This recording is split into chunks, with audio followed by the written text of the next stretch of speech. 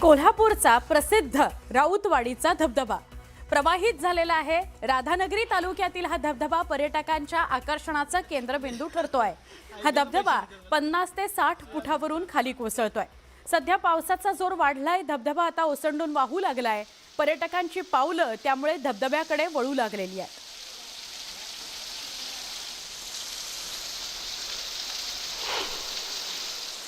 पर्यटकांचं आकर्षण असलेला कोल्हापुरातल्या राऊतवाडीतला धबधबा आता प्रवाहित झालेला आहे।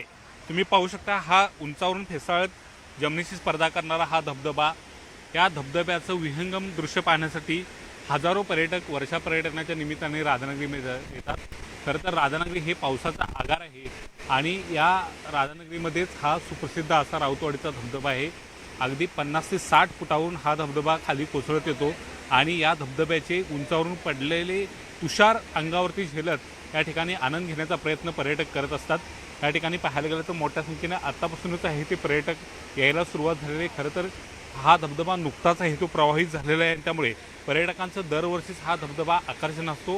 हळूहळू वर्षा पर्यटनाच्या निमित्ताने ह्या ठिकाणी पर्यटकांची संख्या वाढेल। पर्यटकांचं लक्षच लागून राहिलेलं असते की हा धबधबा कधी प्रवाहित होतो आणि खऱ्या अर्थाने आता हा धबधबा प्रवाहित झालेला आहे। वर्षा पर्यटनानिमित्तानं बाहेर पडणाऱ्या लोकांच्यासाठी राऊतवाडीचा धबधबा आता खुला झालेला आहे आणि तो पर्यटकांना सध्या साथ घालताना पाहायला मिळते। उंचावरून फेसळणारा हा धबधबा आणि त्याचे पडणारे तुषार, खरंच असं विहंगम दृश्य पाहायचं असेल तर तुम्हाला राधानगरीच्या या राऊतवाडी धबधब्याकडे यावंच लागेल। Video journalist Sandeep Patil, Dnyaneshwar Salunkhe, news 18 Marathi, Rautwadi, Kolhapur.